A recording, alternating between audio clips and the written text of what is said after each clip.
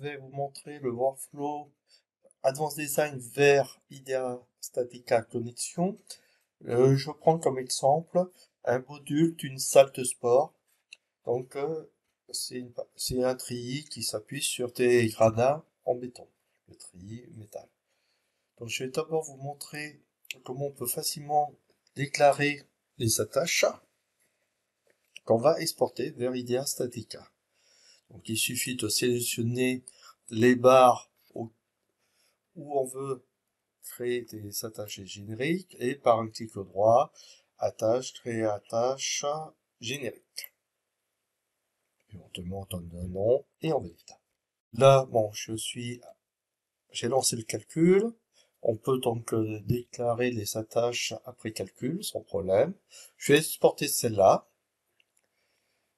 Et donc, on sélectionne le symbole et on vient cliquer sur IDEA Statica Connexion ici dans l'onglet BIN. On va exporter que cette attache-là. Voilà. Là, on est dans un un traducteur intermédiaire qui reprend les fichiers au format GTCX et qui va les convertir au format natif de IDEA Statica Connexion. J'ai juste à faire suivant.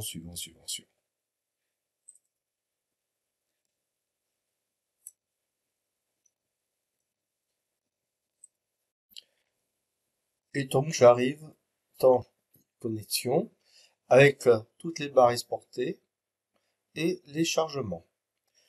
Dans Advanced Design, cette traverse était composée de deux poutres. C'est une barre composée d'une section combinée. On la retrouve avec les sports. Je vais renommer les différentes barres. Mettons que ça, je renomme en membrure.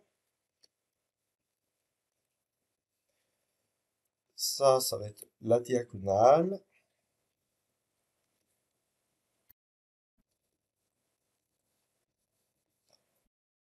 Ici, le montant.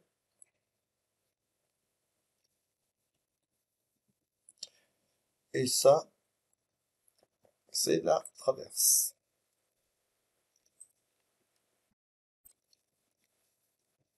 Ça va être plus facile de les sélectionner dans les listes déroulantes.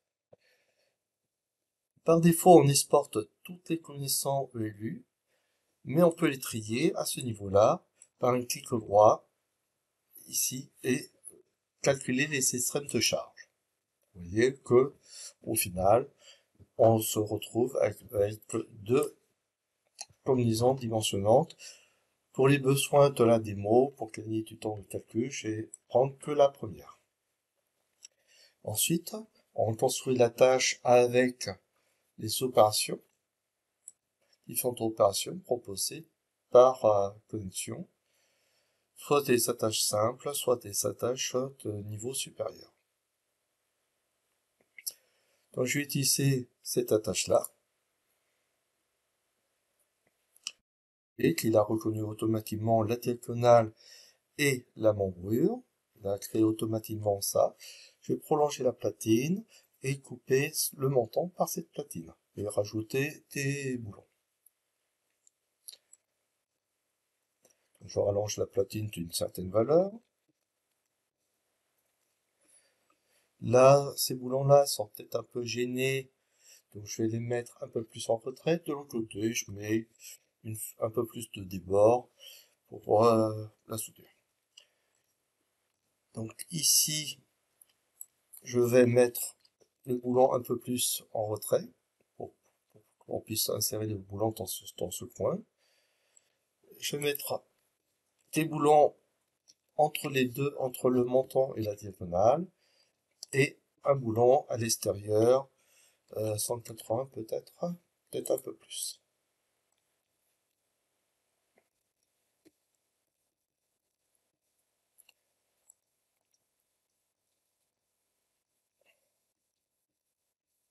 Voilà.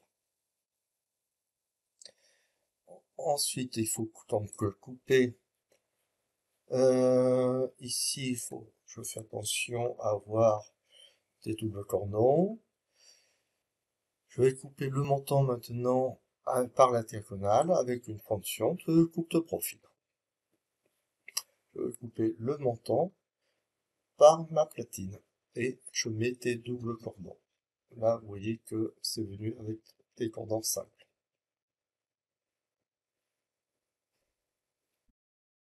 Voilà. Ici, je vais mettre, donc j'ai prévu un encastrement, donc je vais utiliser aussi la même fonction, la même opération EP. Et cette fois-ci, c'est la traverse que j'encastre sur le montant. Et on voit que c'est par défaut, les dimensions sont correctes. J'ai juste peut-être remonté ça, moins 40, ah non, moins 40 ici, voilà. Et pareil, pour le lien inférieur, moins 40. Avoir un peu plus de droite de levier pour l'épaule. Voilà, c'est tout. Maintenant, je peux lancer le calcul. On voit que les soudures, il y a certaines soudures qui ne passent pas. Elles s'empilent.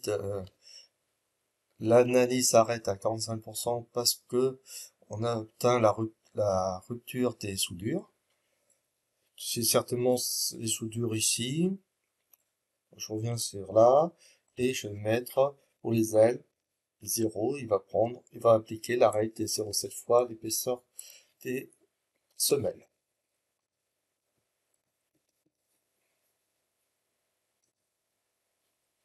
Et comme qualité d'acier, je choisis la qualité d'acier la plus faible des deux pièces soudées.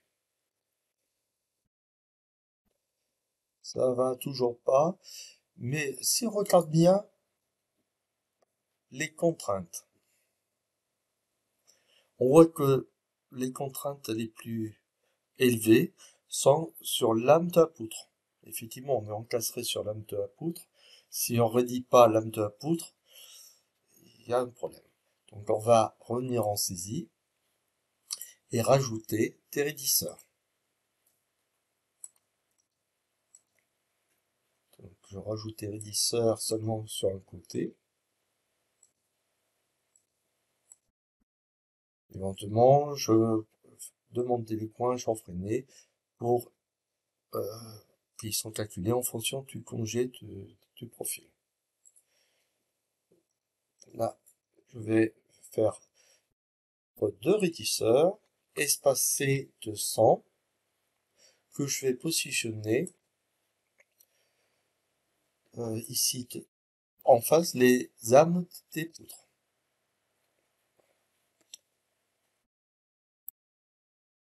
Et là, je relance le calcul.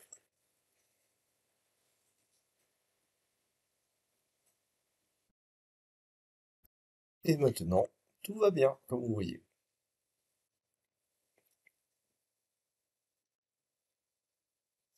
On peut donc regarder les résultats, les contraintes. Bon, les contraintes sont toujours là, mais restent dans les limites de l'allongement plastique autorisé par l'Eurocode. On peut regarder les résultats, la vérification de chaque plat,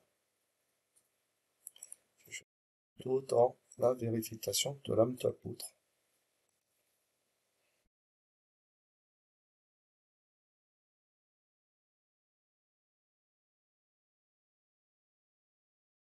On peut regarder la vérification de chaque boulon.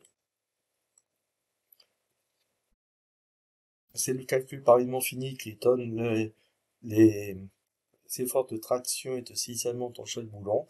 Et avec ça, on vérifie chaque boulon conformément à l'Eurocode ou à d'autres règlements internationaux.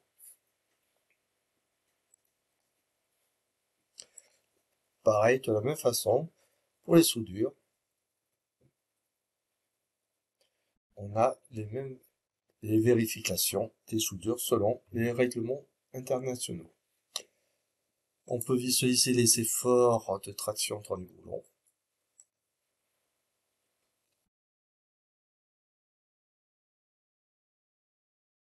on peut visualiser le maillage. On a, en fin de compte, on utilise le même mailleur dans AD que IDEA. C'est un mailleur qui s'appelle CM2. Et donc, on peut regarder la déformation. On a une note de calcul qui est complète, mais qui repose sur les résultats d'éléments finis.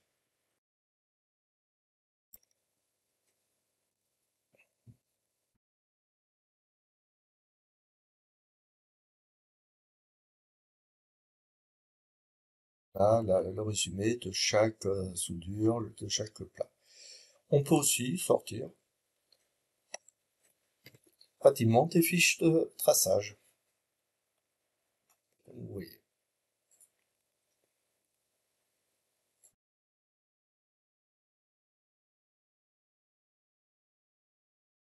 Voilà, j'ai fini ma présentation.